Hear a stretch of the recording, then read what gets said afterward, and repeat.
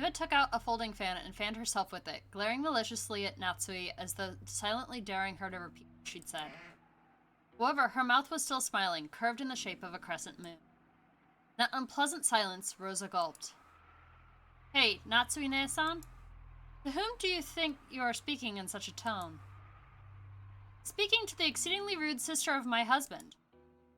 As the person in charge of the main family's kitchen, I cannot overlook any more of this. In charge of the kitchen? Heh. Ha. Be silent, lily maidservant. Eva folded the fan with a snap and rose to her feet energetically.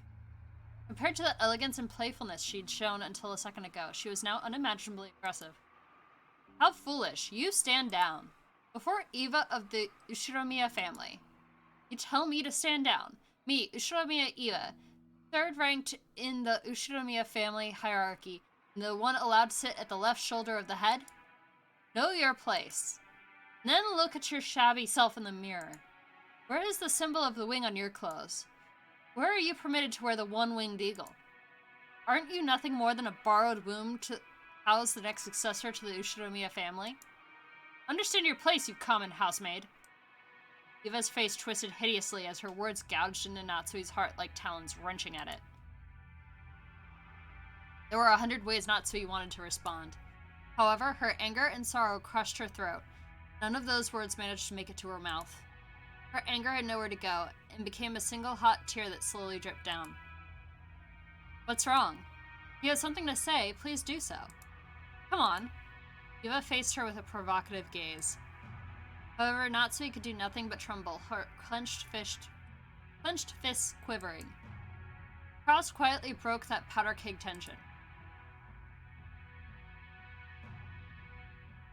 Natsui, leave your seat. You should go cool your head.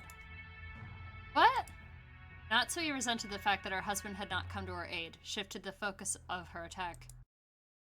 Dear, don't you understand what they're saying about you?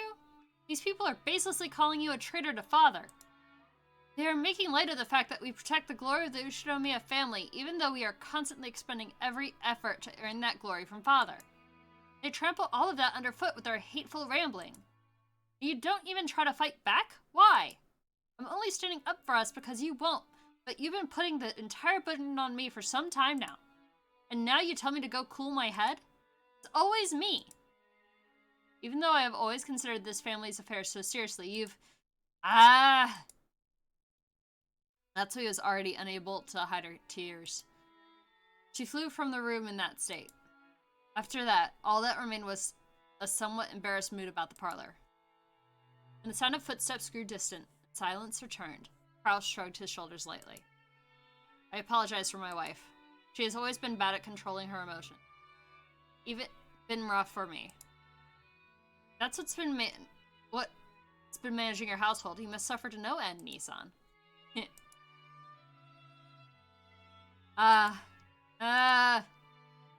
Madam? It's nothing. Leave me be. Natsui flew into her room and threw herself onto her bed, lamenting. Those heart-wrenching sobs reached Kumasawa in the hallway. Poor Madame Natsui. There's a deep enmity between her and Eva-sama. Explaining their relationship would be very trying for me as a woman. The Ushiromiya family holds blood in high regard. If a woman marries and leaves the family, they are normally removed from the family register. Thus, under normal circumstances, Eva-sama should have been removed when she married Hideyoshi-sama. However, there's no one deserving of blame in this matter. Madam certainly bears no guilt. There's nothing to call it other than a whim of God. Kraus-sama and Natsui-sama were not blessed with children for some time. After all, this is the male-dominant Ushiromiya family. A wife is merely a tool to create a heir. If such a wife cannot fulfill her only duty, she will not even be treated as human. It pains me to remember how the master tortured Madam during this time. Back then, a wedding between Eva and Hideyoshi-sama was being discussed. Eva-sama was sly. Taking advantage of Madame's inability to become pregnant, she gained the favor of the master. She inspired him to allow her to marry and give birth to a successor herself, making sure to avoid transferring her name out of the Ushiromiya register. There was a vast difference in the Ushiromiya hierarchy between Madame, who married into the Ushiromiya family, and was treated like an outsider. Iva-sama, who was related to the family by blood and whose husband took on the Ushiromiya name. Furthermore, Iva-sama actually gave birth first and to a boy. As for how much weaker Madame's position was than Iva-sama's, well, I believe you can see for yourself. Hey, Half Narrow, how are you doing? I'm sure Madame is tormented by the thought that if only she had gotten pregnant earlier, Master wouldn't have accepted Iva-sama's request to keep her last name after marriage. Iva-sama wouldn't have been permitted to act as arrogantly as she did today. However, that was not Madame's fault. All of the blame lies with God's winds and the stork that delivered Jessica late. Even so, Madame won't allow herself to see things this way. Oof, good luck with the homework, Half Narrow. That's a rough one. She probably can't help but cry bitter tears as a woman, at her inability to carry out the duties expected of a wife. Ah, how sad. I cannot do anything except watch over her from the shadows.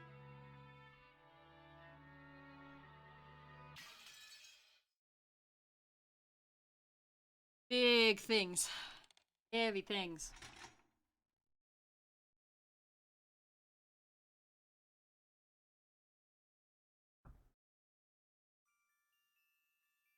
Across the hall again on our way to the entrance. As we did, we once again spotted that witch's portrait. However, spotted is probably not the best word to describe that experience. It was more like our eyes were inexorably drawn to it. Right? That woman's eyes, with their sage-like glamour, definitely had the power to make those who viewed it stand rooted to the spot. So this is the witch Beatrice. Wonder if that story's true. Who? Battler doesn't believe? Back when he had asked what this picture was, the first person to tell him had been Maria. Therefore, when Battler showed signs of doubt, Maria must have felt that Battler didn't have faith in her. Of course, that wasn't what Battler meant. Maria ran up to the portrait and began banging on a plate hanging below it.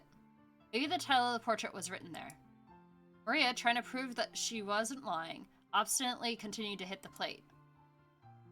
Sorry about that. It's not like I doubt anything you said, Maria. Boo! Battler believes! Boo!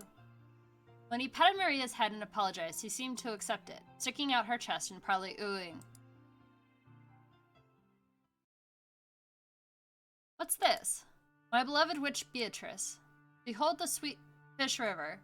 What's with this weird, huge epitaph? The plate did have the title of the portrait written on it, but it was much too big to contain only that. Beneath the title was what appeared to be a long epitaph. If you just skimmed over it, several unnerving words would jump out at you. Incredible, isn't it? Grandfather had that made. Pretty deep, huh? Ooh, I know. It's the place where the gold's hidden. Wait, is it that story about the Ushiromiya family's hidden gold? Now there's another thing I remember from long ago. Hold on, Nanaki, is this for real? Grandfather had this made, but he never said anything about this picture or the epitaph. Even so, amongst the family, it's often whispered that it indicates the location of Grandfather's hidden gold. That he will relinquish the inheritance and the gold to the person who solves the riddle. Ooh! I heard that too! Lots and lots of gold! Well, something like that. Something like 10 metric tons of gold bars. I think that's fake, though. Still, when you read about it in an epitaph like this, it almost seems real. I think I already explained Grandfather's upbringing, but let me also mention the Ushiromiya family's legend of... Grandfather succeeded the Ushiromiya family after it was destroyed in the Great Kanto earthquake. By successfully riding the stormy seas after the war, he managed to accumulate great wealth. That much of the story everyone knows. However, this is where the strange part begins. Part of it involves Grandfather's black magic obsession, so its credibility is extremely low, but, well, wait until the end before you doubt or make fun of it. After the war, Grandfather correctly predicted what the future would hold and won in a huge gamble, accumulating a vast store of wealth. But there is a mysterious legend about how he gained his initial funding. Grandfather came from a branch family and had no connections in the business world or the financial world. Even though he later built connections with the occupying forces, He supposedly started as a nameless person who hadn't yet gained anyone's trust. It takes trust to gather money. There's no way anyone would lend money to someone they didn't trust. How did Grandfather, who had no reputation at all, manage to obtain his first vast chunk of funds? When asked that question, Grandfather supposedly answered like this. On a certain day, I encountered the Golden Witch Beatrice. Grandfather then went on and on about his continuing research into alchemy and techniques for summoning demons in order to become a great magician. And the entity summoned as the result of demon calling ceremony was the Golden Witch Beatrice. He then apparently made a contract by which he would receive fortune and honor in exchange for his own soul. The witch then granted Grandfather 10 tons of gold. Grandfather used this gold as collateral to prepare a vast quantity of funds, which he then used to multiply his wealth many times over and revive the Umineko family. It seems this story is so old that even our parents were told it when they were still children. So back when our parents were young, they explored this island in all sorts of ways, believing that the gold Grandfather had received from the witch might be hidden somewhere. However, since there was the danger of them getting lost in the abandoned forest, Grandmother began to spread the story that the witch lived in the forest and approaching it was forbidden. I remember that old story. When we were little, we also went all over the island searching for treasure after our parents told us about it. Didn't we get lost in the forest once, then start crying until some of the servants found us?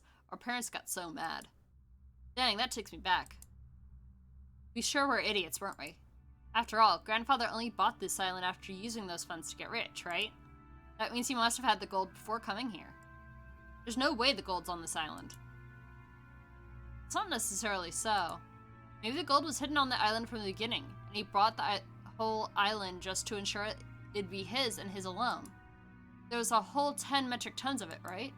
It seems more realistic that he'd try to secure the place where it was hidden rather than trying to move it all. This epitaph was made 2 years ago, and since Grandfather wrote it himself, yeah, it does make the legend of the gold seem more believable. So-called witch's gold that revived the Umineko family weighed 10 tons. Maybe that's sleeping somewhere, ready to be turned over to whoever can solve Grandfather's riddle. Maybe that's why he did it. I guess it sounds like Grandfather's style or something. If that's true, that's pretty incredible. The epitaph carved into the plate was very mysterious, with something like a poem or a song written on it. That text was incredibly disturbing, filled with the signs of Grandfather's black magic hobby. Its contents were in truly bad taste, but it could definitely be viewed as a puzzle which, if solved, might lead to the hidden gold. Whether that's what he intended or not, I can't even imagine what his true motive might have been. All we know for sure is that Grandfather put the shady epitaph here so that everyone in the family could see it. We all know that he's hinted at the existence of the gold without ever talking about where it might be hidden, at least so far. These facts then were embellished by the imaginations of our parents, who were convinced that Grandfather was challenging us to a battle of wits. Sounds just like my dad, so greedy that he'd take something like this so seriously. He may laugh at Grandfather's black magic obsession, but he still believed this story about the hidden gold. It just sounds so good. Well, it's certainly not a realistic story.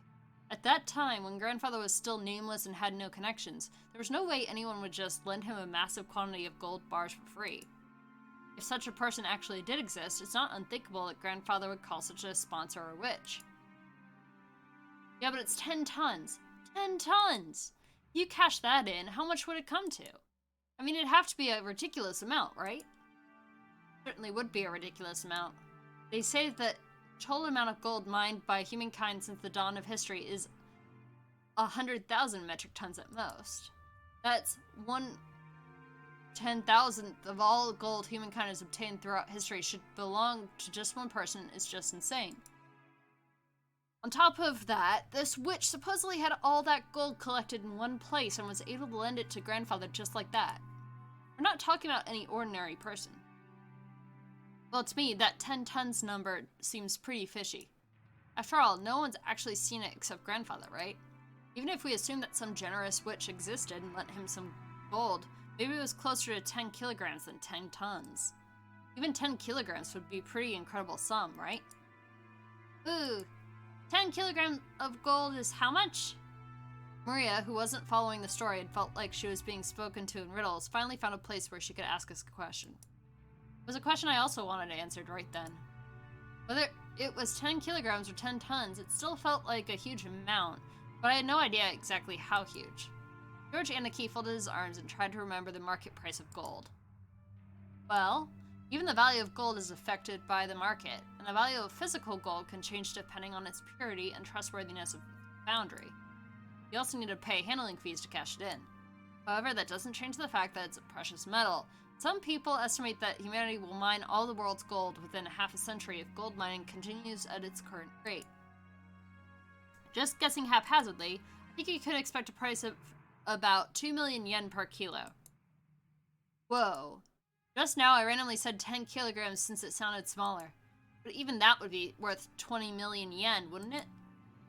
Ooh? I weigh 28 kilograms. Which means that if we had Maria Chan's weight in gold, we could estimate its worth at over 50 million yen. That's just unbelievable. How much would 10 tons be then? 10 kilograms is 20 million yen, which you multiply by 1,000, so, 20 billion yen? What the hell? How much is 20 billion yen actually worth? We can only measure it in relative to our own pocketbooks. Anyway, let's say that a person's wages over a lifetime are about 200 million yen. You grow up and work like crazy, sacrificing your life for your company, and you are finally freed as you approach old age. Everything, including retirement money, might add up to about 200 million yen.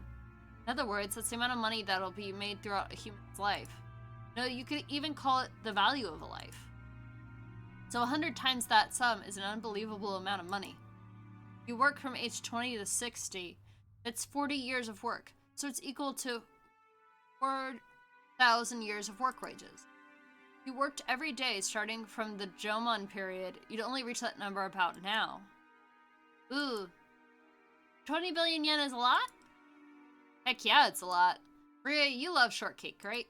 You could buy more shortcake than you could possibly eat for the rest of your life. However, while that might be possible with 20 billion yen in cash, I don't think it would be very realistic to have that much gold bars all in one place. Just as I said, gold is extremely heavy, so it isn't exactly convenient as a method of storing wealth. Sure, you could imagine someone gathering their fortune together as incredibly high-value stocks or precious gems. You often hear of people who traded their wealth for precious gems just so they could carry it around with them during the chaotic times of the war. But you don't usually hear stories of people exchanging their wealth for gold. It may be heavy, but it's the most trusted and stable form of wealth internationally, so maybe that was important. For example, bonds are just scraps of paper if the whole country goes under.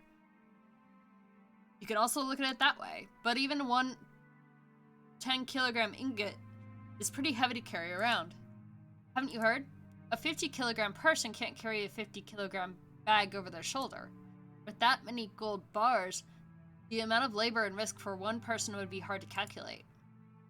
So what you're saying is, while it'd be one thing if you had a stock of banknotes worth 20 billion yen, 20 billion yen in gold would be such a big mountain that practically it'd be kind of pointless. That's right. Although the legend of the gold does have a pretty interesting ring to it, just the part about the 10 tons of gold makes it pretty much impossible. Think about it logically like that, it sounds obviously fake. That kind of brings you back down to reality. Anyway, that's grandfather for you. Maybe he exaggerated the story of how some kind wealthy person gave him a loan by saying he got 10 tons of gold from a witch. Even the number 10 tons feels pretty symbolic. I mean, like his gratitude for the money he borrowed was worth 10 tons of gold or something? Maybe some rich man's leisured wife generously granted it to grandfather. Maybe he started calling the person a witch. I see, Jessica's example isn't bad. Someone who generously lended a huge sum of money to grandfather when he still had no reputation might as well be called a witch. Furthermore, grandfather actually did use that money to build a vast amount of wealth later on. The fact that this person was so great at judging people might also justify calling her a witch. Also, since she went to the trouble of lending all that money, she might have enthusiastically overseen how it was spent. The decision to unexpectedly get involved with the occupying forces and profit from the Korean War demands might have been inspired by the witch herself. That might explain why he claimed to have received both wealth and honor from her. I see. So in other words, this witch lent grandfather the funds necessary to revive the Ushinomiya family, and he owed her big time. And then he felt so grateful that he had that huge painting drawn and displayed. Yeah, it's not that crazy a story. It's even possible this person was an old granny who looked like a witch. Maybe grandfather idolized her, and that's why he had her drawn to look so beautiful. Ha, I bet if we ever did meet this person, she wouldn't be nearly this pretty. That's possible. The name Beatrice sounds pretty Western. So if you think about how everyone in their family has Western names, maybe even the name Beatrice is the result of grandfather trying to rearrange some Japanese person's name to make it sound Western. I get it. That means this pretty girl doesn't exist outside the picture. Guess that means I won't be able to rub those elegant breasts. In the first place, isn't having a witch pretty bizarre by itself? Like, you couldn't find something like that anywhere on Earth. I laughed and made fun of the witch, trying to distinguish myself from the kid I was 6 years ago, who feared the witch of the forest, when Maria tugged on my sleeve. I could tell by how hard she pulled that she was a bit upset. What is it, Maria? Ooh! Beatrice exists! Maria stared up at me. She had on her usual sour look, but I could tell she was angry by the color of her eyes. Witches exist! Witches exist! Ooh! Well, sure they do exist if you turn the TV on and watch anime or something. Exist! Witches exist! Ooh! Sure, getting impatient, not knowing why Maria was jumping on me like this. Then Jessica tapped me on the shoulder and whispered, "Dumbass, you're smashing a kid's dream. Maria really believes things like witches and Beatrice exist." Come to think of it, Maria-chan, in social studies at your school, when you were asked to write what you wanted to be when you grew up, you wrote a witch, didn't you? Maria nodded seriously. Tears started to run from the corners of her eyes. I see. To a girl who wants to become a witch in the future, the existence of Beatrice was proof that witches do exist in the world. And was therefore an image that she yearned after and admired. Exist! Witches exist! But Balor still doesn't believe. Ooh! Okay, witches do exist. I believe it. George Anarchy kneeled down and hugged Maria's head. Watching this, Jessica poked my side. So that's what it is. It's like shouting that Santa Claus doesn't exist in front of a child who believes in him on Christmas Eve. I'm not the kind of guy who likes to shatter kids' dreams. Oh, I'm sorry. I wasn't trying to make fun of your dreams, so I apologize. Beatrice does exist. Even now, she's living in the forest and comes to the mansion every night to peek in and see what everyone's doing. So you shouldn't go into the forest. At night, you mustn't stare into the dark forest. You might be seen by the witch of the forest, Beatrice. After all, grandmother said so. Ooh. Really? Bella really believes? Yep, I believe. Sorry for doubting it. Come on, let's make up. Stuck out my hand, Maria grabbed it with her tiny hand, and we made up. Maria didn't grumble any more than that, so George Anarchy and Jessica were relieved. Oh, so this is where all of you were. I was sure you had just left to go for the beach. Shannon-chan, carrying a basket, was surprised to find us all gathered in front of the portrait. Ah, Shannon! Well, this is the first time Bella has seen Beatrice's portrait. He was just fascinated by it. That's right, it certainly is fascinating. Beatrice-sama is truly beautiful. I'm sure that she captivated the master. Haha. In addition to the patron theory, there's also a theory that she was grandfather's first love. Either way, although it's been several decades since he met her, even now she holds a special place in his heart. Which must mean that he's still captivated by her. Sheesh. That must have made grandmother pretty jealous, huh? I'm not really sure, but that might actually be true. Apparently grandmother believed he was cheating on her with some blonde. Ooh, good smell? Good smell coming from Shannon. Maria, sniffing, approached the basket Shannon-chan was holding with interest. After hearing that, I noticed a fragrant scent with a touch of vanilla. I apologize. I was told by Kumasawa-san to bring them for everyone. What is it, I wonder? Ooh, excellent. Cookies. Ooh, want to eat cookies. I want to eat cookies. Ooh. Please, eat as much as you would like. But, would it be appropriate to serve cookies in a place like this, in front of the portrait? Jin and Sean sent us a glance that seemed to ask what we wanted to do about it. Well, yeah, I guess eating here would be bad manners, generally speaking. Maria, why don't we eat someplace else? Let's put the cookies in a bento and have a picnic. Ooh! Have a picnic! Have a picnic! We can eat cookies, let's go! Yeah, let's go get some fresh air. We shouldn't stuff ourselves right in front of the witch. That's right, didn't we say that we wanted to go down to the beach in the first place? Let's go, let's go! Jin and Chan, sorry, but could I ask you to get us a blanket to sit on and some flasks of tea? Right, certainly. Jin and Chan received her instructions and gracefully bowed before retracing her steps. We headed for the beach on our own. Everyone headed for the entrance in a group. Feeling as though that witch was staring at our backs, I turned around once more. Ooh. Badler, you still don't believe? No, I believe. It'd be so much cooler that way. The Golden Witch Beatrice gave Grandfather 10 tons of gold. That gold might be sleeping around here somewhere. Besides, didn't Grandfather write that strange epitaph as though challenging us to find it if we can? I'd say that kind of adventurous story is way better. 20 billion yen worth of gold, huh? Hey, even if we split it up between the four of us, that's still a ridiculous amount of money. 5 billion yen for each of us. Incredible. With that kind of money, you could probably make any sort of business prosper. In fact, we could live our whole lives fabulously without working at all. Ooh! I don't want 5 billion yen, I want cookies! Cookies! Ha! Maria would take cookies over money. Still, 5 billion yen, that's like a dream.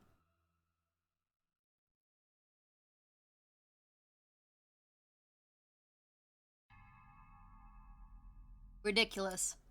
Is it possible that you all truly believe in Father's legend of the gold? Of course we don't believe that story about a witch giving him gold. There's no mistake about the gold itself. The fact that Father obtained gold bars from an unknown source has been confirmed in several ways. You've heard that before the president of the Maruso company died, Father showed him a large pile of gold somewhere. Father used that man's claim as proof that there were 10 tons worth. That's just the nonsense of a senile old man. Along with Father, he was just fabricating a story. You can't take it seriously. If that gold didn't exist, he wouldn't have been able to gather so much funding. Before the president died, he was a person with such a sincere personality that he earned the respect of many in the business world. He wouldn't have become a partner to such fraud. Aniki, the president of Maruso definitely saw it. 10 tons of it, clearly with his own eyes. Even more, Dad let the president take one ingot at random and have it examined. The result of the examination showed that the 10-kilogram ingot was 99.99% pure. He said that the Ushinomiya family crest, the one-winged eagle, was imprinted on it. Almost instantly, the Ushinomiya legend of the gold spread among the fixers of the business world. Gold from an unknown foundry has a poor rate of conversion into money. Thinking that it was chance for decisive profits, they accepted it as collateral, and as a result, Father was able to receive massive loans. Is there no limit to the absurdity you're willing to accept? How old are you, pupil? Are you still taking that nursery tale you heard as children seriously? Where's the proof that this 10 tons of gold even exists? Are you just parroting the lies of Father and the few of those close to him? Of course it's just a story. But still, Aniki, the amount of money Dad raised required a suitable amount of collateral. Even if the gold itself was just a rumor, it's an undoubtable fact that he showed them a treasure of comparable worth. It was just an illusion of money created by our penniless father. He acted as though he actually had gold that didn't exist, fooling his sponsors. It was probably the gamble of a lifetime. Luckily, his use of those funds proved successful. If the Korean War demands hadn't come and the Ushinomiya family had not been restored, Father would probably have been hounded after as the crook of the century. So are you saying the gold never existed and Father made it all up? Of course. And because of that, the illusion of gold became a mere inconvenience once he'd achieved enough success. That's why, later on, Father added all that about a witch and black magic, weakening the credibility of the entire story. In other words, he revealed that the illusion of the gold was a fabrication. If he claimed to have received the gold from a witch, no one would believe that it existed at all, right? It's also possible he said it for all of your sakes. Nevertheless, here comes some stupid offspring wanting to divide up this non-existent gold along with the rest of the inheritance. Rosa, don't tell me that even you believe in a fabrication like that. Can't prove whether or not Father really had the gold. I just want to claim my rightful share as one of Father's 4 children. Oh, seems even you have started to talk that way, Rosa. I see, so that's what you're all getting at. You're trying to claim that I'm attempting to keep all the gold for myself. Nissan, you've gathered a massive supply of funds. That's a fact. If we rule out the possibility that you've been embezzling Father's personal funds, then there's only one possibility left, right? Aniki, we've been thinking that you might have found those 10 tons of gold bars. Ridiculous. Such a thing never existed in the first place. Then explain yourself. Was it embezzlement of Father's assets or Father's hidden gold? How could you have gathered so much funding if not by one of these methods? Even I have many friends in the political and financial realms. I have earned their cooperation, nothing more. And on that matter, I have no responsibility to explain myself to you. You understand, don't you? There are some topics that ought not to be spoken of. You insist on that point. That's all well and good for now. But Aniki, Dad doesn't have long. Nobody can ensure that he'll live to see this day next year. The inheritance process will begin at the instant of Dad's death. We'll arrange for lawyers and accountants who are impartial to all of us and have them inspect Dad's financial situation. At that time, if it comes to light that you've unjustly interfered with Father's money, you understand, right? I don't have a clue what you're talking about. You're starting to make me feel as indignant as my wife was. Of course, Father's gold is part of Father's fortune. You understand it's money you can't reveal openly. But the 4 siblings, you should have an equal right to it. In other words, we're going to have your financial situation investigated as well as Dad's to determine whether you're hoarding the gold or not. Isn't this a great opportunity? Right now, prove the existence of your so-called support from friends and acquaintances. That way we can sportingly apologize for foolishly doubting you. Right, Rosa? That's right. Kraus Nissan, you're the one who's dodging the issue. You were guiltless. You could just prove that you were in the right, but you weren't even trying to do so. However, Aniki, we still have to consider your position here. As Dad's representative, you're probably bearing a larger share of the burden than we are. We've been living terribly relaxed lives until now, so it wouldn't be fair for the rest of us to complain without taking your efforts into account. Oh, seems you cannot make up your mind whether to flatter me or slander me. Please get to the point. Basically, randomly investigate nitpicky aspects of Father's wealth seems like a pretty crude way to go about it. As you said, Kraus Nissan, there may have been movements of money that are difficult to explain.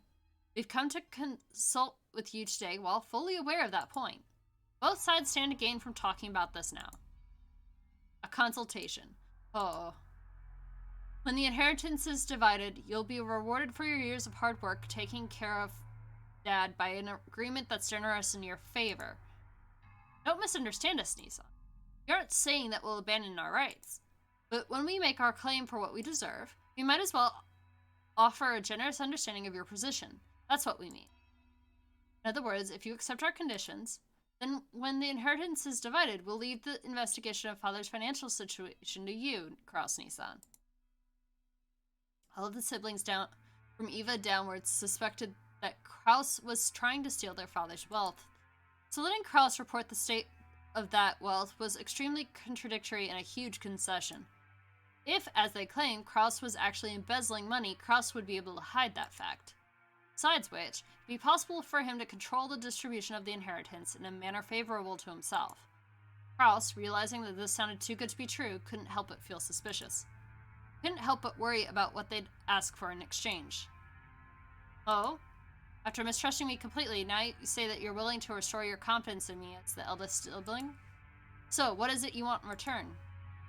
It's what we deserve as siblings. You aren't the kind of person who'd steal Dad's property. But you also aren't being financed by some patron. Considering all that, there is a certain explanation that would satisfy the rest of us. Nissan, you found 10 tons of gold and used that as collateral to gather some funding. Yes, just like Father did in the past, right? if that's the case, there won't be any funny business in Dad's finances. You've always been a good son, looking after Father. Why do we mistrust a person like that? You're being so roundabout, I can barely understand you. Please speak in clearer and more practical terms. Our first condition. Aniki, you must admit that you've found Dad's gold.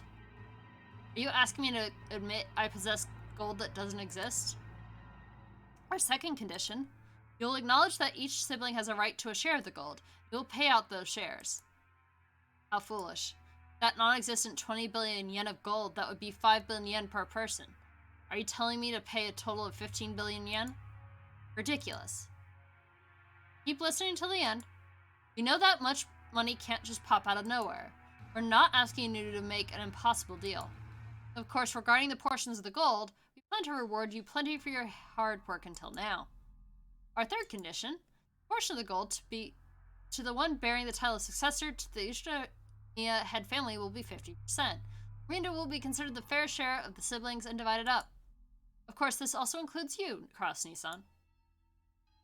Of the 20 billion, 12.5 billion will go to Aniki. 2.5 billion will go to Eva Nissan. 2.5 billion will go to me. 2.5 will go to Rosa. That division scheme makes me so grateful I could cry. So you're saying, for the sake of the gold that doesn't exist, I must pay you 7.5 billion yen. What's wrong? Nissan, your share is 5 times the size of ours.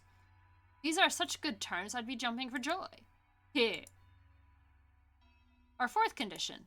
The gold will be liquidated and distributed along with the inheritance at the time of Father's death. However, as a deposit, 10% of our portions are paid to us promptly. These payments must be made before March of next year. What do you think, Cross-Nissan? This is an ideal chance for you to restore the trust regarding your handling of Father's assets, isn't it? Of course, it might be impossible to get a whole 7.5 million before Father dies, but it should be possible for you to manage a deposit of 750 million, right? Paying 700 million in a half year might sound like a pain, but you should be able to manage it. What with all your friends in the political and business spheres. Normally, we'd hope to receive the 7.5 billion right now all at once. But out of concern for you, we'll show our sincerity by asking for only 10% of that for the time being. The remaining 90% can wait until the inheritance is distributed. See? Even you'd be capable of managing a mere 10% to show your sincerity. So you're trying to sell me the right to assess Father's financial situation for 750 million yen. Heh. How impressive. You all certainly have grown. I think that I'm now the one being offered deals. Nissan, if you accept these terms, the rest of us siblings will leave the investigation of Father's assets to you. However, the results of that investigation will be subject to scrutiny. It's only natural, right? He's so sad if you manage things so that our 7.5 billion share shrank. We'd avoid complaining as a general rule. Just make sure you do it neat and tidy. As long as you don't try anything that's blatantly obvious, we've got no intention of stirring things up. We want our inheritance quickly, too. We don't want it to get all drawn out and left hanging. If a complaint is made, who would carry out the follow-up investigation? We don't mind if it's you. This is probably the first and last chance for our siblings to reach a consensus. I believe it won't come to that. Looks like even you can speak up now and then, Rosa. By this point, it's obvious that Cross wasn't at all trusted as the oldest sibling. There's no need to go into detail. Formerly tyrannical older brother had always abused his privileges and violated the other siblings' shares. It was in response to this that the other three, now adults, were finally teaming up and striking back for the first time. Sorry, but there's more. Our fifth condition, this decision must take precedence over Father's will. Later on, we don't want some will to appear and make this decision completely irrelevant. I see that you're very cautious. Then let me ask, if the gold really were found, what would you do? Since you'll be making payments to us for what the gold's worth, the rest of us, really, don't care if we ever see the gold or not. You could think of our share as an advance payment. It's good to have dreams, isn't it? You plan to turn this island into a resort, right? You might stumble upon the gold by chance during construction. Eva let out a high-pitched laugh. Kraus watched but didn't even flinch. Let me add a seventh condition before I accept. In the situation that any sibling other than myself finds the gold, they will immediately turn it over to me. Yes, yes, of course we'll hold on to it for you. Giggle. It was a play on words. Of course, the others who were forcing Cross to pay money for some non-existent gold wouldn't save Cross's portion if they actually found it. In the beginning, this deal had been nothing more than a threat directed at Cross. Regardless of the actual facts, it was still extremely likely that Cross was embezzling his father's assets. When Kinzo faced death at last, had his inheritance distributed, some unpleasant facts would surely come to light. That could easily become fatal to Cross. The others had spotted this weak point and were threatening their brother under the veil of compromise, trying to wring a huge sum of money out of him. However, they had forgotten one thing. They had forgotten that their brother's brain moved so swiftly, at least when it came to cunning and guile, that they'd been forced to band together to combat him. While Eva couldn't stop smiling, sure of her victory, Kraus let out a gloating laugh to show how relaxed he was. This all makes for such a touching story. My estrangement from you all has left a deep pain in my heart. If accepting these conditions mean we siblings can become friends again, it would please me to no end. I'd be happy to agree to your deal. Rejoice, Rosa. We have reached an understanding. Rosa's expression dimmed. It was never a good sign when their brother started talking like this. Eva also keenly picked up on this. That's why she was unable to wipe away a sense of unease, even though Cross had obediently accepted the deal. My, how obedient of you. Not like you at all, Nissan. What a cruel thing to say. Are you implying I have some ulterior motive? Of course I don't. I'm just the same as all of you. Just the same as all of you. He seemed to emphasize just that one part. The color of Rudolph's face darkened. To him, it sounded as though Cross was saying, I have a plan similar to yours. So Rudolph panicked. He rushed to bring this nearly resolved discussion to a conclusion. Then we're good. So, Anarchy, would you mind signing here? This is a written contract summarizing the discussion we've just been having. There's one for each of us. Everyone will sign the same contents. Rudolph took 4 written contracts out of his breast pocket that had the details of their deal written out on them. The 7th condition you proposed will, of course, be added right now. Don't worry about that. Anarchy, need a pen? Rudolph took a fountain pen out of his breast pocket and offered it to Kraus. Kraus made as if to accept it, but then, with a small laugh, he drew his hand without taking it and spoke. Actually, in order to ensure that this agreement is properly executed, I'd like to propose an amendment on just one point. As soon as Kraus said that single sentence, all the siblings felt as though something ominous was creeping up their backs at the same time. That won't do. We've already decided, haven't we? Just stay quiet and sign it. Why are you in such a hurry, Eva? Of course I'll sign. I promise the share of the gold going to all of you will be 7.5 billion yen. I'll also promise that when Father's inheritance is distributed, I will cleanly and neatly liquidate it. However, there's one point that I simply must insist you compromise on. What are you talking about? What don't you like? Part about promptly paying 10% of your share. 750 million yen. As you pointed out, my financial situation is far from prosperous. While I can guarantee that I will collect on various future investments, I must admit that I'm quite poor at the present moment. In short, I have absolutely no money that I can around right now. I'm incompetent. My business sense is dull. Since I'm the loser you all claim me to be, I don't have the power to move 750 million yen in just half a year. That can't be true. Are you trying to deceive us with such a half-baked trick? Time of the division of the inheritance, I will liquidate everything at once. Remove the condition that I must pay you 10% in advance. That is the only condition under which I am willing to sign. Cross-Nissan, that 10% is nothing more than a number to measure your sincerity, isn't it? All things being equal, you shouldn't have any room to negotiate at all. We're doing you a huge favor by offering to let things slide for just 10% in good faith money. Now that we've explained that, you rejecting our offer would seriously damage our trust and relationship, right? Hideyoshi had a humble expression on his face, was rubbing his hands together. His eyes weren't calm at all. Kraus had already seen through the shadow in the depths of those eyes. Humph. Why are you all in such a rush? Or could it be that you're afraid of losing something? Rosa, won't you tell me all alone? Secretly, so the rest of the siblings can't hear. It's not as though I... Put it, Aniki. All we're asking is whether you're gonna sign or not. Just forget about making any strange deals or other suspicious moves. Oh? You say I have no room to negotiate. Are you trying to claim I am in a weak position, which therefore puts me in an unequal relationship? Rich began to crawl up Rudolph's back. He began to feel himself getting overwhelmed by the height of his brother's completely insurmountable wall, a long shadow that had existed since they were children. Shouldn't deals be made between those on even footings? From my perspective, this deal will help restore the long-lost trust of my younger siblings, deepen the love between us. It's an old problem that's been eating at me, one I would prefer to resolve as soon as possible. I would be overjoyed if we could resolve it today. However, it seems I'm not the only one who'd be quite glad to close this deal quickly. Am I wrong? Kraus stared at each of his siblings. They avoided his gaze with animal-like instinct. Only Hideyoshi was slow in avoiding it. So he was caught by Kraus's gaze. Hideyoshi-san, I hear your company has been doing extremely well lately. At a brisk pace, it went public, and both its track record and its stock prices have soared. I am truly jealous. We aren't here to talk about my husband. However, it's unfortunate you have neglected your stockholders. It's even more unfortunate that you were unable to solidify your base when you became stock listed. Before you realized it, some of the bad-natured colleagues of yours had bought up a huge share of your company's stock, right?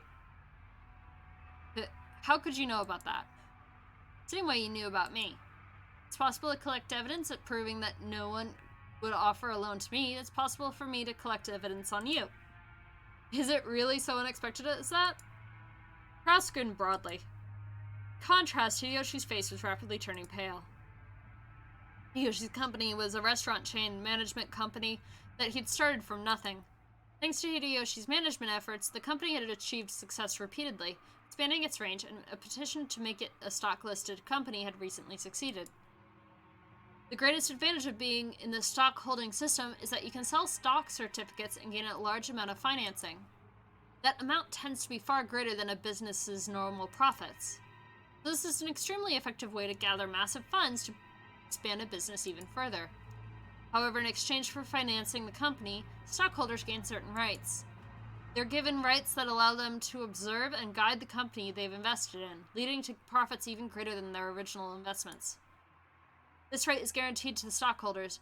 They sometimes use it to dismiss ineffectual management. The right allows them to keep an eye on management and prevent the money they've invested in the company from going to waste. However, if they use it forcibly, they can eject the former management and take over the company. After all, dismissing management and nominating new management are powers held by the general body of all shareholders. That power is determined by the majority decision of the stockholders. And people who hold more stock get to cast more votes. In other words, if some person or group holds a majority of the stock, they can freely chase out the old management and make the president anyone they'd like. If they want, it's also possible for them to make themselves president. Most companies take various defensive measures to stop malicious people from buying up their stock and threatening their position, like ensuring that lots of stock is bought by those close to them, such as company employees. However, Hideyoshi's company had only recently become stock listed. He hadn't had time to strengthen those defensive measures. Or maybe Hideyoshi was so engrossed in the management of his company, he couldn't properly understand the dangers of being stock listed. Hard to say whether he should be viewed as a kind-hearted manager immersed in the work of management, or a foolish manager who had his feet swept out under him. In other words, there existed some people who wouldn't let him get away with that naivete unscathed. Began repeatedly buying up stock in Hideyoshi's company, rapidly gaining such strength that they couldn't be ignored. They then sent anonymous documents to the shareholders in an attempt to gain control of the majority. The document read, "Current management continues to make pointless investments and is ignoring the needs of the stockholders. Let us force the current management to retire, cut the current wasted investments, and let this company be born again as one that gives more back to the stockholders." Very difficult to make an actual state of a company's management known. Fruits of Hideyoshi's sleepless nights and constant concern for his company were cruelly distorted. He lost the trust of his stockholders. Thanks to these efforts, this group had almost collected a majority of the company's stock. At that point, even Hideyoshi noticed started to buy back the stock, but the stockholders realized the company was undergoing an acquisition maneuver, and each demanded a ridiculous price for the shares that Hideyoshi was trying to buy back. They continually tortured Hideyoshi, who had no leeway in negotiation of the price.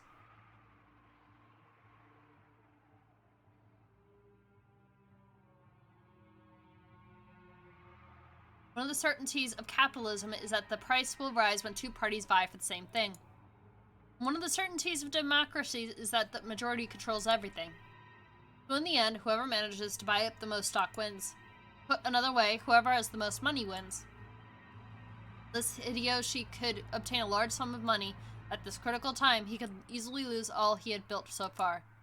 Therefore, more than anything else, he wanted a lot of money right now. He couldn't wait for the division of Kinzo's inheritance, since no one knew when he would die. You, Rudolph, have been quite a lot of trouble lately, too, haven't you? You always hear people say it's terrifying overseas, but it seems it really is true. American trials are settled quite emotionally. They never hand down generous judgments to foreigners. Weren't you advised by your lawyer that making a settlement with the other party would be more economical in the long run? What's this all about? Well, it's just some trouble from work. No big deal. Nothing you can't settle with money. Thank you, Pixie. Hi, how are you doing? Go to sleep. I know you. Go to sleep. Kyrie immediately guessed the meaning behind the subtle expression on Rudolph's face.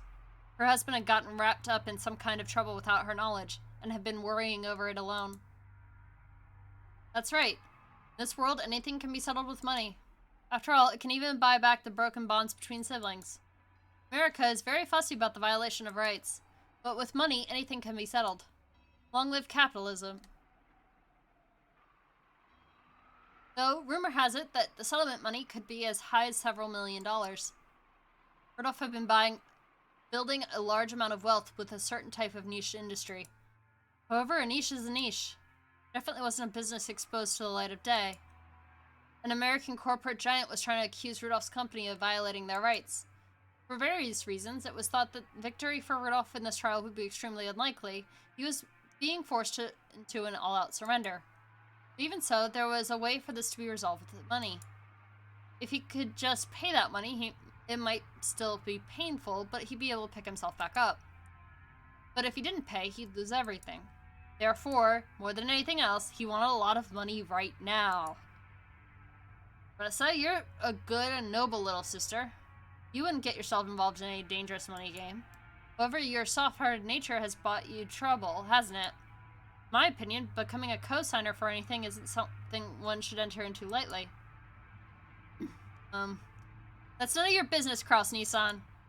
Rosa uncharacteristically laid bare her emotions and yelled. Cop. It's not a cop, Pixie. That's Battler's mom. Or stepmom. It's not a cop.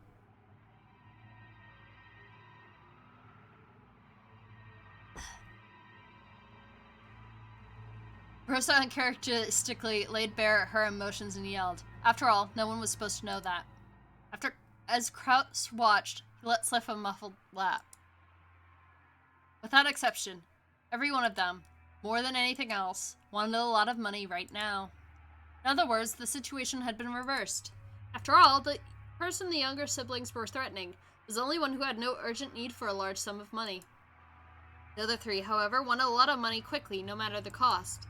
In other words, the longer it took to establish this deal, the better position Kraus would be in.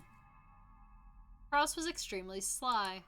He had known of their Achilles' heel from the beginning. Even so, he had not been certain. Therefore, he had hidden his knowledge until the very end, striking back only after analyzing their attitudes. If it were possible, I would like nothing more than to raise some money for my adorable siblings in the time of need. But unfortunately, I have nothing to hand. If you know any sponsors that might be able to raise a whole $750 million, I suggest you try there first. Cross's elated words were so obviously detached from what he actually felt. The other siblings could do nothing more than listen, grinding their teeth. If they could think of a sponsor that convenient, they wouldn't have kept up this charade. They had entered this huge battle specifically because they had exhausted all other options. However, if you do insist on relying on your big brother, I wouldn't mind using my influence to help you find such a sponsor. Oh wait, I do believe you said I have no influence. Well then, I'm afraid I won't be much help to you. Heh. Cross's low, gloating laugh began to fill the parlor. The younger siblings, who had been driving the oldest brother into a corner until a moment ago, could do nothing more than grimace and grind their teeth. Eva, don't make us laugh. As if I'd ever put myself in your debt. Don't make me laugh. Don't make me laugh. If we relied on you, how exactly would you help us? Told you, didn't I? All I can do is find other sponsors for you. Of course, I will negotiate for the highest interest rate possible. Hehehe. Damn you. Taking advantage of us. Honey, please calm down. I am calm. I'm extremely cool. Bastard. Kyrie grabbed her husband's hand. But that action made him feel even more pitiful, so Rudolph shook it off. Carlos laughed as though watching something highly amusing. Times like these, it certainly would be nice to find father's hidden gold. If you did, you could split it into 2.5 billion yen portions right now. How sad, how sad, how very sad. How extremely, totally, truly, hopelessly sad. Tonight, let us all drink together. As we solve the riddle of Beatrice's epitaph, discover the location of father's hidden gold. If we four friendly siblings work together, there is surely no puzzle we can't solve. Ah.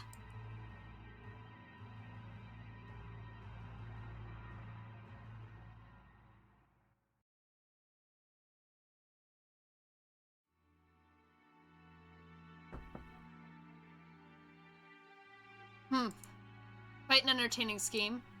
Well then, what are the conditions they've attached?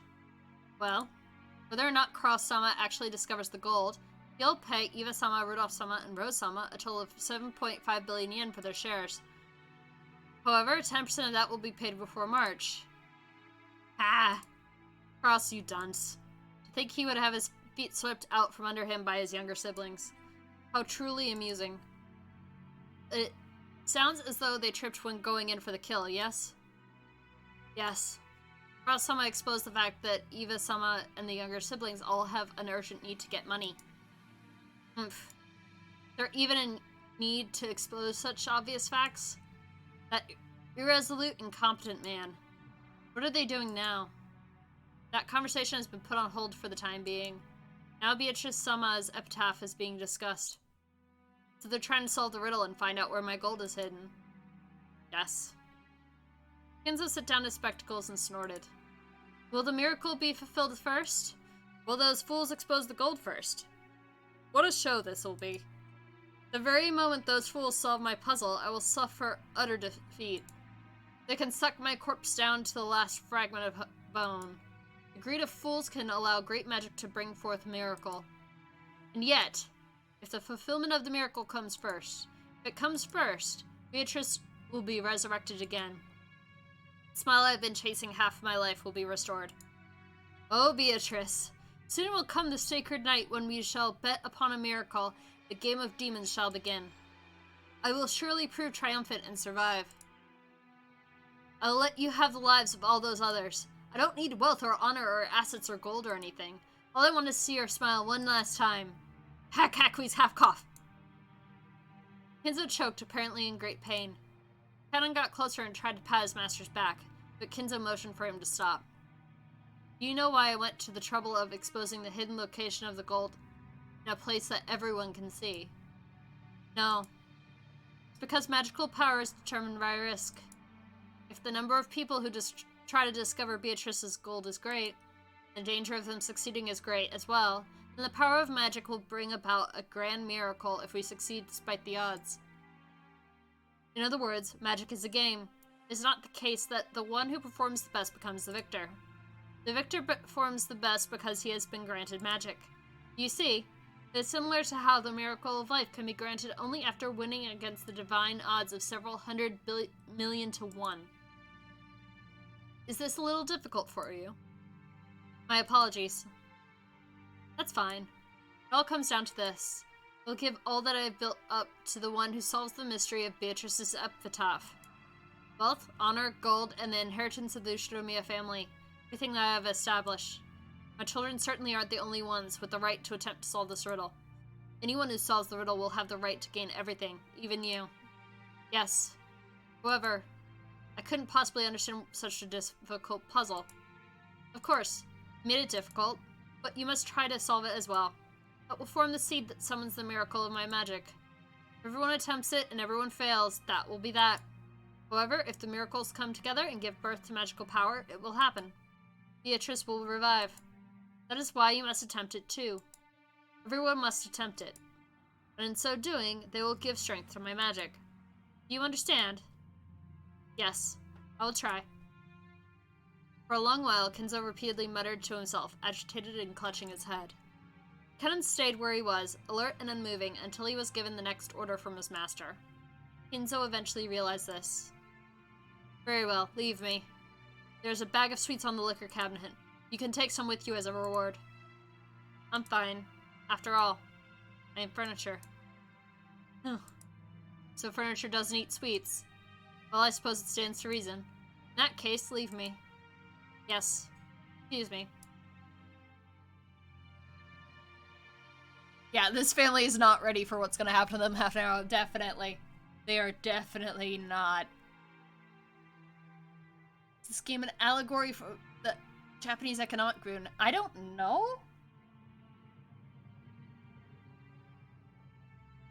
Honestly, I'm not that aware of Japanese economics for that. Kennen bowed and left his study. As the door closed, a heavy locking noise sounded out.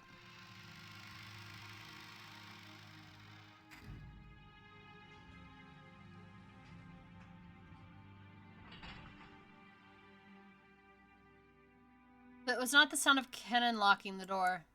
The door locking automatically. No one could enter without Kinzo's permission, and once they left, they could not enter again. It was a mechanism that Kinzo, unable to trust his blood relatives, had created to seal himself up in his own study and isolate himself from the outside world. He was already unable to trust anyone excepting not the children who shared his blood, but those servants who called themselves furniture.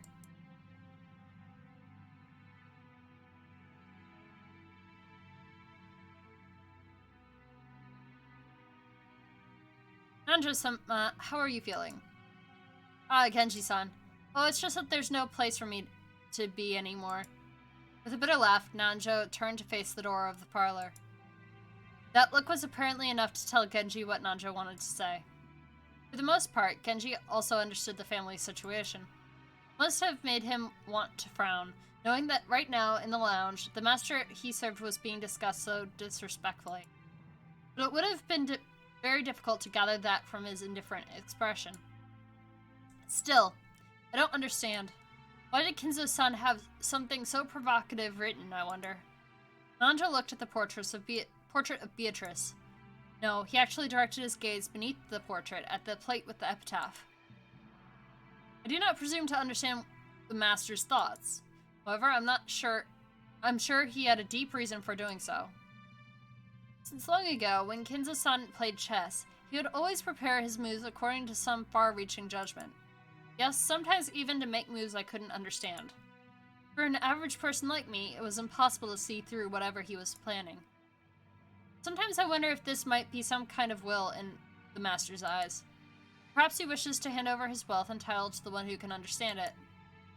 So you're thinking he may have wanted the four siblings to work together and solve the riddle? Before some outsider like myself solved it? Kinzo-san may speak of his children in insulting terms, but perhaps he also wanted them to repair their relationship.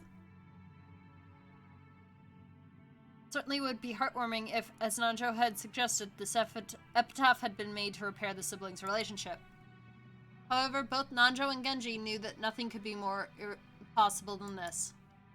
They'd known Kinzo longer than anyone, and Kinzo trusted them more than his own relatives. But even they could not guess at his true motives. The master always says that everyone has the right to try and solve the riddle, even if they aren't a member of his family. What about you, Dr. Nanjo? No, it's a little too difficult a puzzle for this senile old man. Actually, I once wrote this epitaph down in my notebook. After night, I would try to solve it before going to sleep. But it really is hard. Looks like we might have some free time to relax and consider it before someone comes to get us. What do you say, Genji-san? I'm nothing more than furniture and service to the Manchester. Golden assets are unnecessary for me. Why, you're very modest. I imagine that's why Kenzo-san trusts you so much. If so, I am honored. As Nanjo lightly laughed in response, he once again looked at the epitaph. Behold the sweet fish river running through my beloved hometown. You who seek the golden land, follow its path downstream in search of the key. The epitaph on the portrait called My Beloved Witch Beatrice goes as follows. Behold the sweet fish river running through my beloved hometown. You who seek the golden land, follow its path downstream in search of the key. As you travel down it, you will see a village. In that village, look for the shore the two will tell you of. There sleeps the key to the golden land. The one who obtains the key must then travel to the golden land in accordance with these rules. In the first twilight, offer the 6 chosen by the key as sacrifices. On the second twilight, those who remain shall tear apart the 2 who are close. On the third twilight, those who remain shall praise my noble name. Fourth twilight, gouge the head and kill. The fifth twilight, gouge the chest and kill. Sixth twilight, gouge the stomach and kill. On the 7th twilight, gouge the knee and kill. The 8th twilight, gouge the leg and kill. On the 9th twilight, the witch shall revive and none shall be left alive. The 10th twilight, at journey's end, you shall attain the power of the Golden Land's treasures once and for the last time. The witch shall praise the wise and bestow 4 treasures. One shall be all the gold from the Golden Land.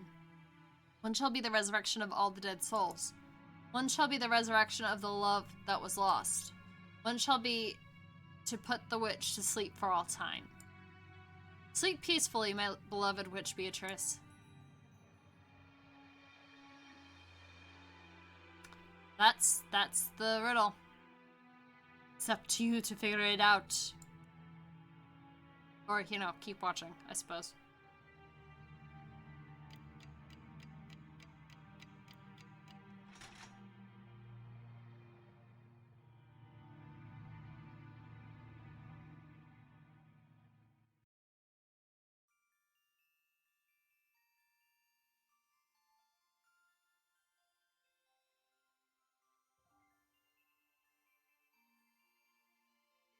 So on the 10th twilight the journey ends, and you will reach the Golden Land.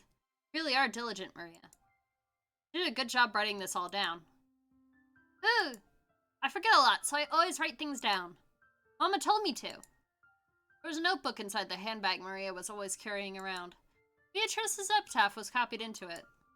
Thanks to that, we were all able to challenge the puzzle of the epitaph while walking down this beach.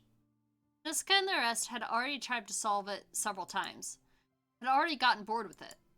However, since this was a first for me, I was so excited that I couldn't stop. It really tickled my sense of adventure. Let's start with the first line.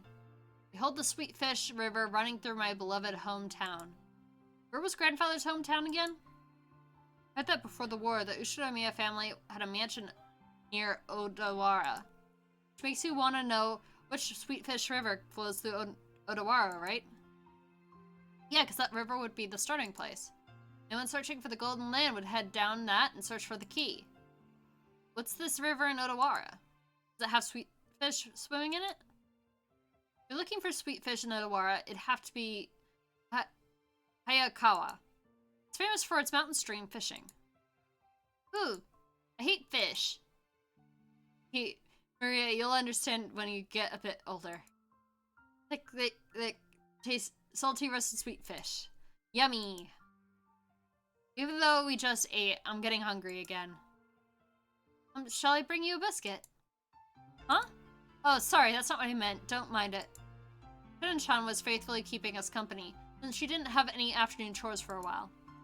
I would have thought that since she's a servant, accompanying us would force her to take care of us, tire her out, but that didn't seem to be the case for her. On the contrary, she seemed to be enjoying it on a joining in on a conversation with people close to her age. When I asked, I heard that she was the sort of worker whose room and board were supplied by her employer. So normally, the only person close to her in age was Jessica. Yeah, I can imagine how that might be pretty dull.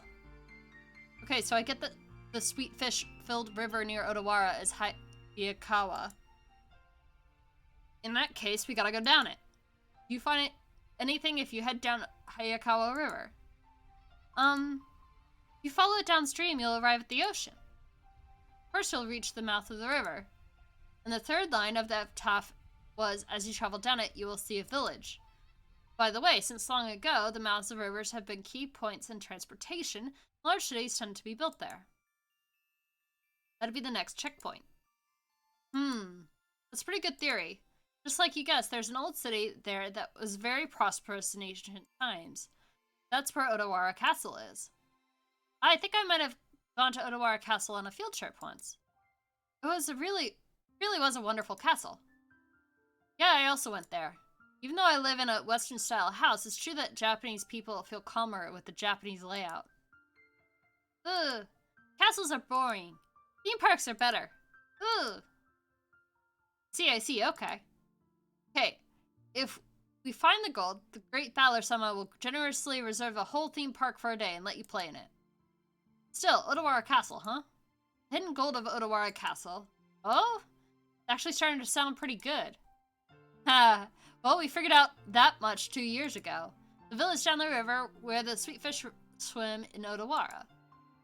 We figured it was probably somewhere near Odawara Castle. Problem is the next line. Okay, let's see where Battler's strange reasoning can take him. Jessica grinned broadly. She seemed to be implying that she would have solved the puzzle long ago if it was that easy. Damn it. I'll definitely find it and keep it all for myself. The fourth line. In that village, look for the shore the two will tell you of. I don't know what it means by the two, but anyway, the shore. What does it mean by the shore? No, wait. Is there any place near there with shore or Kishi in its name?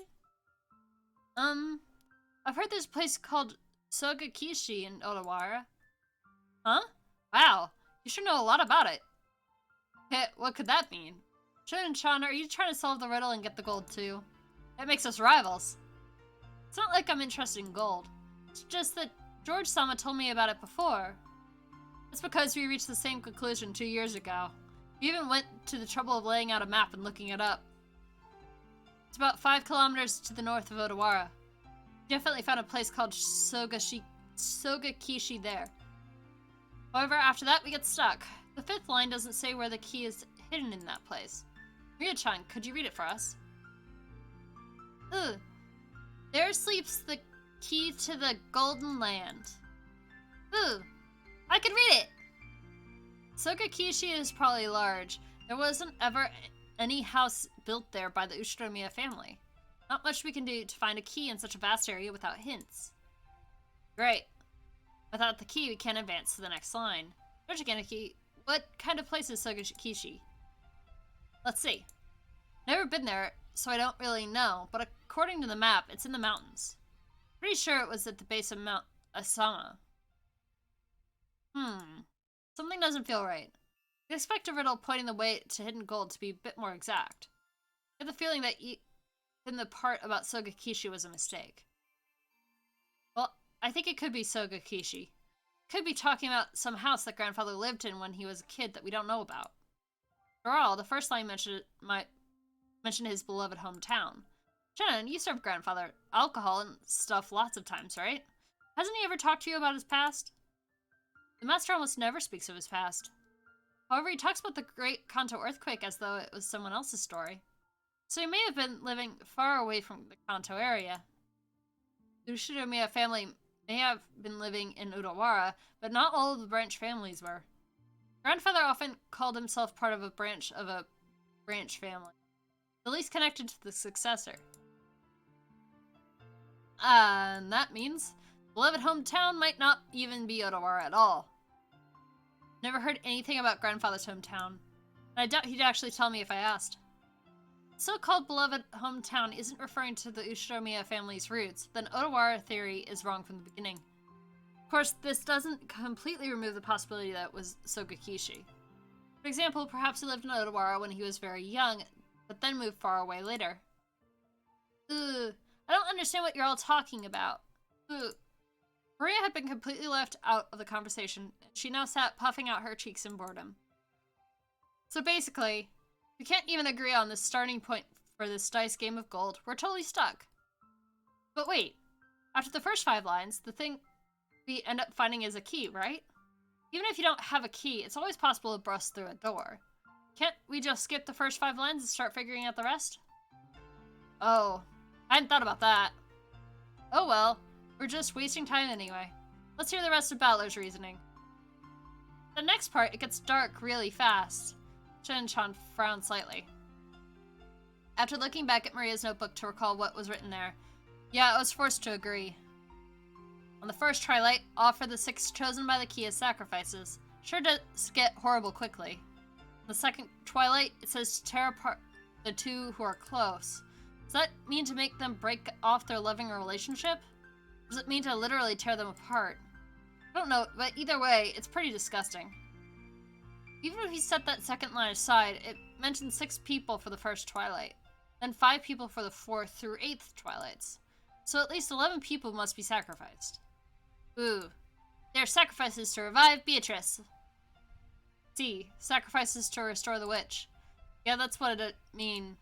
Near the end, the witch will be revived on the 9th twilight. That last part is guaranteed. The 9th twilight, the witch shall revive and none shall be left alive. So everyone will die in the end.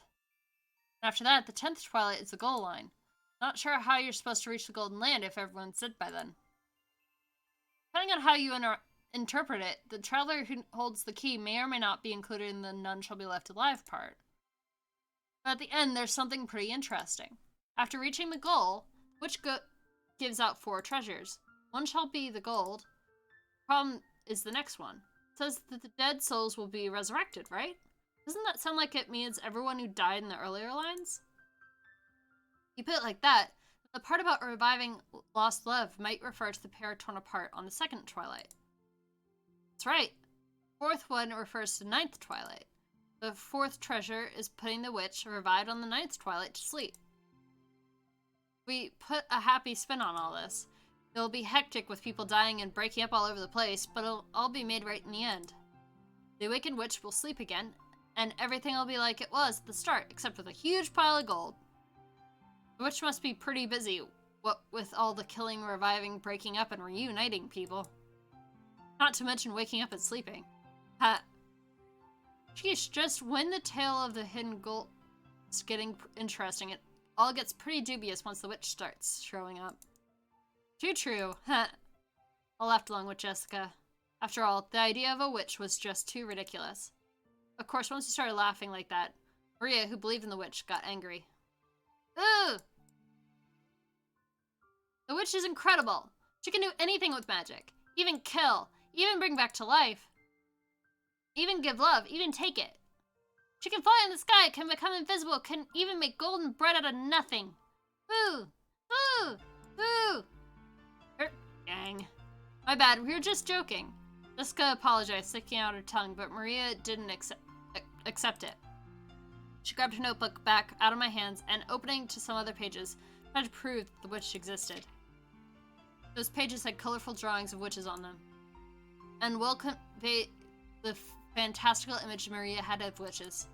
It wasn't the normal sinister image of a crooked-nosed hag flying around on a broom, but a dreamlike person with unnatural powers who could do anything and wore a beautiful dress.